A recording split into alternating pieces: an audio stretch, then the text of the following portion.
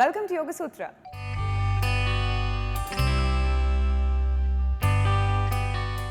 ఇవాళ యోగ సూత్రలో కృష్ణ గారు మనందరికీ ఏ ఆసనం పరిచయం చేయబోతున్నారో చూద్దాం.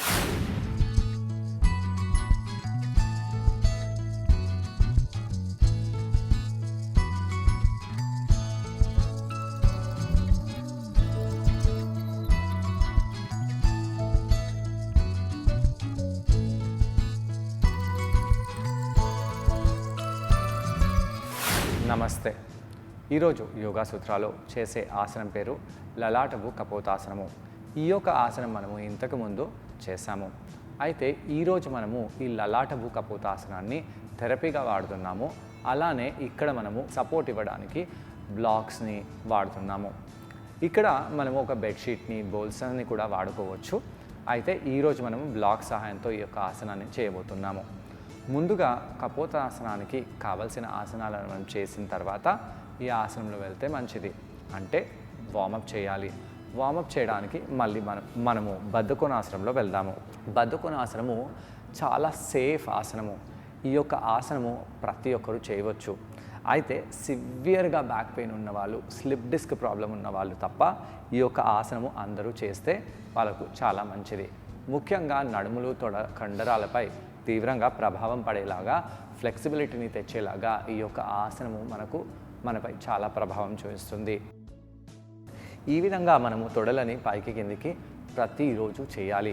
ఒకవేళ ఇలాంటి ఆసనాలను మనం చేయకపోతే మన తొడ కండరాలు, నడుము కండరాలు ఫ్లెక్సిబిలిటీని కోల్పోతాయి కూడా. ఈ విధంగా మనం చేసిన తర్వాత ఒకసారి ఈ విధంగా ఫార్వర్డ్గా బెండ్ అయిపోదాము. ఇలా ఫార్వర్డ్గా బెండ్ అవుతూ మోచేతులని దూరంగా చేయండి. తొడలలో, నడుములలో ఎలా అనిపిస్తుందో గమనించండి. ఇంకా కిందికి వెళ్ళొచ్చు, కానీ మన ఫ్లెక్సిబిలిటీని మనము ఇక్కడ యూస్ చేయకుండా మనము ఇక్కడ సగం వరకే వచ్చేసి వీపుపై ఫోకస్ చేస్తున్నాము. వీపుని రౌండ్ చేయకుండా ఫ్లాట్గా చేయాలి. కొంత సమయం పాటు ఇక్కడ అలానే ఉండండి. అలా ఉండి పైకి వచ్చేసేయండి. దీంతో నడుములపై కూడా చాలా ప్రభావం పడింది. ఇప్పుడు మనము మోకాళ్ళపై వెళ్ళిపోయి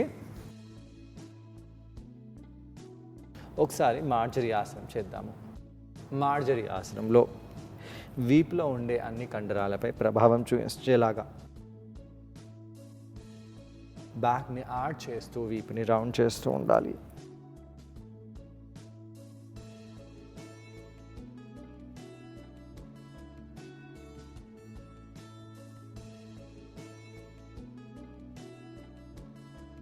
దీని తర్వాత మనము కుడి కాలుని వెనకాల చేసి ఎడమ తొడని ముందుకు చేయండి. కొంత సమయం పాటు ఇక్కడ ఉంటూ తొడని బయటికి చేయాలి. నడుముని కావాలంటే సైడ్ టు సైడ్ చేయవచ్చు. అయితే మోకాలుపై తీవ్రంగా ప్రభావం పడకుండా చూడాలి. మోకాల్ని కింద మ్యాట్పై రాయకూడదు. అలా చేసి ఈ యొక్క కుడి పాదాన్ని ఎడమ వైపు తీసుకెళ్తూ ఈ విధంగా కపోతాసనంలో రండి. నా యొక్క నడుములు ఫ్లెక్సిబుల్గా ఉన్నాయి కాబట్టి నా యొక్క పృష్ఠభాగము కిందికి తగులుతుంది. ఈ యొక్క కాలు కూడా బాగా కిందికి ఉంది. చాలామంది వ్యక్తులు పృష్ఠభాగం కిందికి తాకాలని చెప్పేసి ఇలా కూర్చుంటారు. ఇక్కడ ఇలా కూర్చోకూడదు. ఇక్కడ ఇలా పైకి లేగాలి.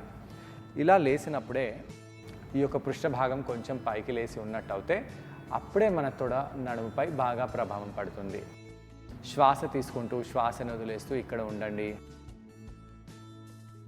వెనకాల ఉన్న కాలు అంటే కుడి కాలు అన్ని వేళ్ళు వెనకాల వైపు పాయింట్ అయి ఉండాలి. ఇక్కడ కుడి మోకాల్ని పై బాగా ప్రెషర్ పడకుండా చూసుకోవాలి. కావాలంటే ఇక్కడ మనము సైడ్ టు సైడ్ బెండ్ అవ్వచ్చు. ఇవన్నీ స్ట్రెచెస్ చాలా కష్టంగా అనిపిస్తాయి. ఎందుకు? ఇక్కడ నడుము కండరాలు చాలా తీవ్రంగా ఫ్లెక్స్ అవుతున్నాయి. అలా చేసిన తర్వాత ఛాతీని ఓపెన్ చేయండి. ఓపెన్ చేస్తూ చేతులని వెనకాలకు తీసుకెళ్దాము. ఇంకా ఎక్కువగా ఫ్లెక్సిబిలిటీ రావాలంటే బ్లాక్స్ని ఈ విధంగా పెట్టేసి వెనకాల వైపు వెళ్ళిపోదాము. ఎవరి పృష్ఠ భాగాలు పెద్దగా ఉంటాయో వాళ్ళకు ఈ విధంగా కూర్చోడానికి కష్టంగా ఉంటుంది. చాలామంది వ్యక్తులు ఇలా కూర్చుంటారు. పర్వాలేదు, మీలాంటి వాళ్ళు ఏం చేయాలి, ఈ కాల్ని కొంచెం దూరం చేసేసి ఎడమ కాల్ని ఎడమవైపు చేసేసి ఇలా బెడ్షీట్నో కానీ బోల్స్టర్నో కానీ పెట్టవచ్చు. అయితే నేను బ్లాక్ని పెడుతున్నాను. ఇంతకుముందు మనము కఫోని భూ కపోతాసనం చేశాము, ఇలా కిందికి వెళ్ళాము. అయితే ఈరోజు మనము ఈ బ్లాక్ని ఇంకా ముందుకు తీసేస్తూ లేదా కంప్లీట్గా తీసేస్తూ లలాటభూ కపోతాసనం అంటే ఇలా మన ఫోర్ హెడ్ని కింద తాకేలాగా రావాలి. ఫోర్ హెడ్ కిందకి తాకగానే చాలామంది వ్యక్తులు ఇలా పడిపోతుంటారు అన్నమాట. అలా పడిపోకుండా ఈ యొక్క పృష్ఠ భాగాన్ని కూడా కింద ప్రెస్ చేస్తూ ఆ వెనకాల ఉన్న కుడి కాలుని స్ట్రెచ్ చేస్తూ అప్పుడు మనం కిందికి బెండ్ అవ్వాలి. ఇక్కడ నేను కావాలంటే చేతులను చేయవచ్చు, అలా చేయకుండా భుజాలని ఈ విధంగా బెండ్ చేస్తూ ఉంటాను. దీంతో ఏమవుతుంది, వెయిట్ అంతా కుడి తల భాగంపై పడకుండా మోచేతులను ప్రెస్ చేయడం వలన మోచేతులపై కూడా కొంచెం వెయిట్ డిస్ట్రిబ్యూట్ అవ్వడం వలన మొత్తం ఫోర్ హెడ్, మోచేతులు, నడుములు ఇవన్నిటిపై తీవ్రంగా ప్రభావం పడుతుంది. ఇవన్నీ వెయిట్ని బ్యాలెన్స్ చేస్తాయి. శ్వాస తీసుకుంటూ వదిలేస్తూ ఇక్కడ అలానే ఉండండి.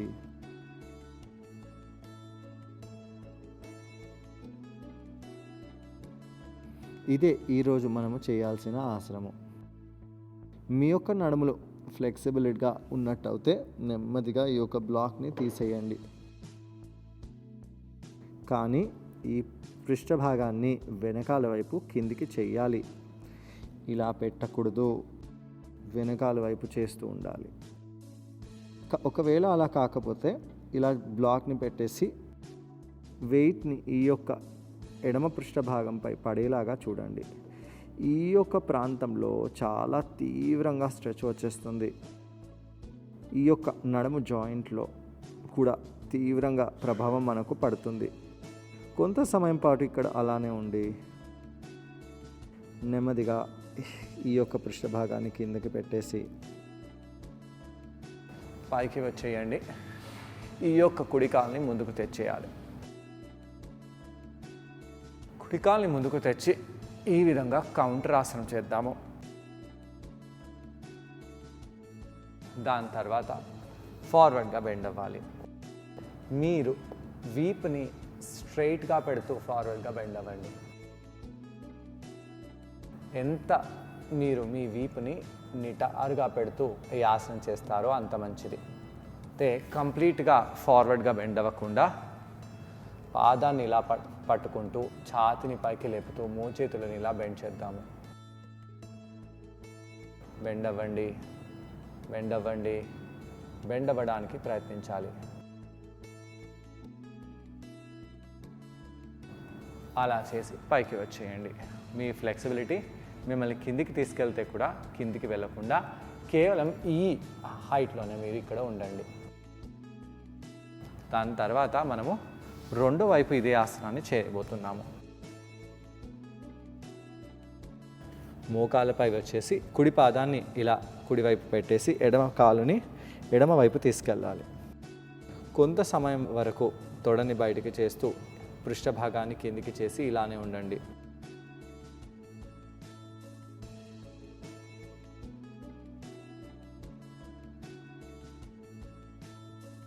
శ్వాస తీసుకుంటూ వదిలేస్తూ ఇలా ఉండి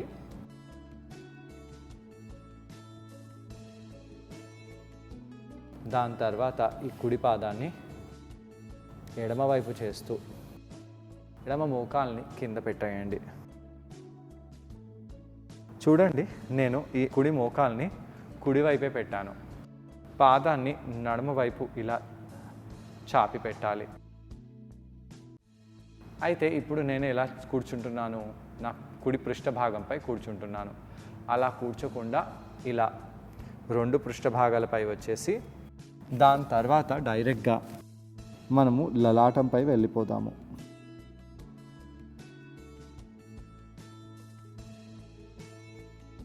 ఒకవేళ మీకు అంత కంఫర్టబుల్గా ఉంటే విధంగా కిందికి రావచ్చు. కానీ ఈ పృష్ఠ భాగం పైకి రాకూడదు. ఈ పృష్ఠ భాగాన్ని వెనకాలకి ఇలా ప్రెస్ చేస్తూ ఉండండి. ఇవి చాలా మైన్యూట్ కరెక్షన్స్ అండి. కొంతమంది టీచర్స్ కూడా ఈ యొక్క కరెక్షన్స్ని చూడకుండా తప్పులు చేస్తారు. మీకు కంప్లీట్గా స్ట్రెచ్ రావాలంటే ఇలా ఎడమవైపు పడడం కాదు, కుడి పృష్ఠ భాగాన్ని కిందికి ప్రెస్ చేస్తూ కుడి పృష్ఠ భాగాన్ని కూడా అదే విధంగా స్ట్రెచ్ చేస్తూ చేయాలి. అయితే కుడి పృష్ఠ భాగం కింద తాకుతుందా? తాకకపోవచ్చు. కానీ దాన్ని ఆ రెండు నడుములని మనము ఎంగేజ్ చేయాలి. అలా చేయడం వలన తొడ లోపలి భాగంలో ఎలా అనిపిస్తుందో గమనించాలి.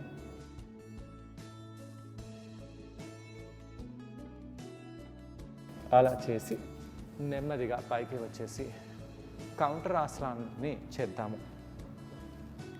ఇలా ఎడమవైపు ట్విస్ట్ అవ్వండి. దాని తర్వాత ఫార్వర్డ్గా బెండ్ అవుదాము. ఫార్వర్డ్ బెండ్లో ఛాతిని పైకి చేస్తూ వీపుని నిటారుగా చేయండి, కానీ కిందికి బెండ్ అవ్వకూడదు. అలా చేసి పైకి వచ్చేయండి. ఈ ఆసనాన్ని ట్రై చేయడానికి కృష్ణ గారితో పాటు నేను కూడా జాయిన్ అవబోతున్నాను. మరి మా ఇద్దరిని చూసి ఈ ఆసనాన్ని మీరు కూడా ట్రై చేయండి. నమస్తే. ఈరోజు యోగా సూత్రాల్లో చేసే ఆసనం పేరు లలాటభు కపోతాసనము. మన లలాటాన్ని అంటే నొసలిని కింద తాకిస్తూ ఈ ఆసనంలో వెళ్తున్నాము. కపోతాసనము చాలా మంచి ఆసనము. అంటే ఇది మన నడుముకి చాలా బాగా స్ట్రెచ్ని తీసుకొస్తుంది. అలానే ఈ యొక్క కపోతాసనంలో మనము రిలాక్స్ కూడా అవ్వచ్చు. ఈ ఆసనం చేసే ముందు మనము పాదాలని బద్ధకోణాసనంలో పెట్టాలి. బద్ధకోణాసనంలో కాళ్ళని బాగా వార్మప్ చేద్దాము. తొడకండరాలని పైకి కిందికి అంటూ వార్మప్ చేయండి. వీపుని నిటారుగా అనండి. అలా చేసిన తర్వాత నెమ్మదిగా మోకాలపై వెళ్ళిపోవాలి.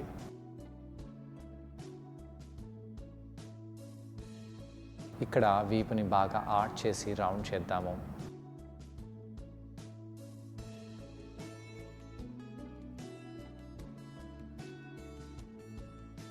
శ్వాస తీసుకుంటూ వదిలేస్తూ కొంత సమయం పాటు ఇలానే ఉండాలి. దాని తర్వాత మన కుడి పాదాన్ని పృష్ఠాసనంలో తీసుకొని రావాలి. ఎడమ కాల్ని వెనకాలకి చేస్తూ కుడి కాల్ని ఈ విధంగా ముందుకు తెచ్చేసి టోస్ని మ్యాట్ బయటికి పెట్టాలి. ఛాతిని ఓపెన్ చేస్తూ ఇక్కడ కొంత సమయం పాటు ఉండండి. నడుములో ఎలా అనిపిస్తుందో గమనిస్తూ ఉండాలి. శ్వాస తీసుకుంటూ శ్వాసని వదిలేస్తూ కొంత సమయం పాటు ఇక్కడ అలానే ఉండి కపోతాసనంలో కాళ్ళని తెచ్చిపెట్టండి.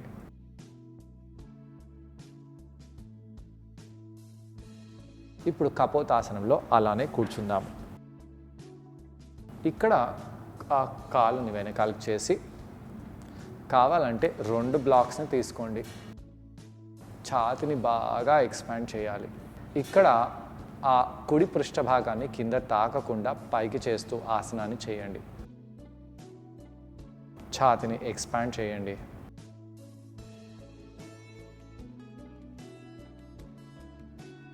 దాని తర్వాత ఇలా కుడివైపు ఎడమవైపు 2 వైపులా చేద్దాము. ఎలా అనిపిస్తుందో గమనించండి. ఇలా ఒకవైపు అస్సలు కూర్చోకూడదు. ఈ విధంగా ఈ యొక్క కాలుని స్ప్రెడ్ చేస్తూ 2 పృష్ఠ భాగాలని పైకి చేస్తూ కూర్చోవాలి. ఇప్పుడు ఫోర్ హెడ్ని కింద తెచ్చిపెట్టండి. ఇదే లలాటభు కపోతాసనము. ఇంతకుముందు మనము కఫోని భూ కపోతాసనం చేసాము. ఇప్పుడు మనము లలాటభు కపోతాసనాన్ని చేస్తున్నాము. ఇక్కడ మన తలని కింద పెట్టేసి చేతులని చెరో వైపు పెట్టొచ్చు, స్ట్రెచ్ చేయవచ్చు. అయితే హస్తాలని గట్టిగా ప్రెస్ చేస్తూ 2 నడుములు ఒక లైన్లో ఉన్నాయా లేదా గమనించండి. కుడి పృష్ఠ భాగాన్ని కొంచెం పైకి చేస్తూ అలానే కిందికి కూడా ప్రెస్ చేయాలి. చాలామంది వ్యక్తులు ఒకవైపు టిల్ట్ అవుతారు, అలా టిల్ట్ అవ్వకూడదు. ఇక్కడ కష్టంగా ఉంటే మన నొసలు కింద చేతులని పెట్టి కూడా ఇక్కడే రిలాక్స్ అయిపోవచ్చు. కానీ చేతులని ఇలా ఎందుకు స్ట్రెచ్ చేస్తున్నాము? బ్యాలెన్స్ చేయడానికి. అలా చేస్తూ కొంత సమయం పాటు ఉండండి. ఆ ఎడమ కాల్ని ఇంకా ఎడమ వైపు చేయవచ్చు. ఎలా అనిపిస్తుందో గమనించండి. నెమ్మదిగా పైకి వచ్చేయండి. పైకి వచ్చేసి ఆ ఎడమ కాలుని ముందుకు తీసుకొని రావాలి. స్ట్రైట్గా చేసి పెట్టండి. 2 చేతులను పైకి చేసి ఎడమ వైపు ట్విస్ట్ అవ్వాలి. బాగా ట్విస్ట్ అవ్వండి. కొంత సమయం పాటు ఇక్కడ అలానే ఉండండి. ఇప్పుడు 2 చేతులని పైకి తీసుకెళ్తూ ఫార్వర్డ్గా బెండ్ అవ్వాలి. కాళ్ళ వేలని మన వైపు లాగుతూ ఉండండి, మీ వైపు లాగుతూ ఉండండి. అలా కొంత సమయం పాటు చేసి పైకి వెళ్ళిపోయి కాళ్ళని మార్చుతాము. ముందుగా అధోముఖ శ్వానాసనంలో వెళ్ళండి. అధోముఖ శ్వానాసనంతో మనము ఎడమ పాదాన్ని ఎడమ చేయి పక్కకు తెచ్చిపెట్టాలి. కొంత సమయం పాటు ఈ విధంగా పృష్ఠాసనంలో ఉండండి. ఛాతీని ఎక్స్పాండ్ చేయండి.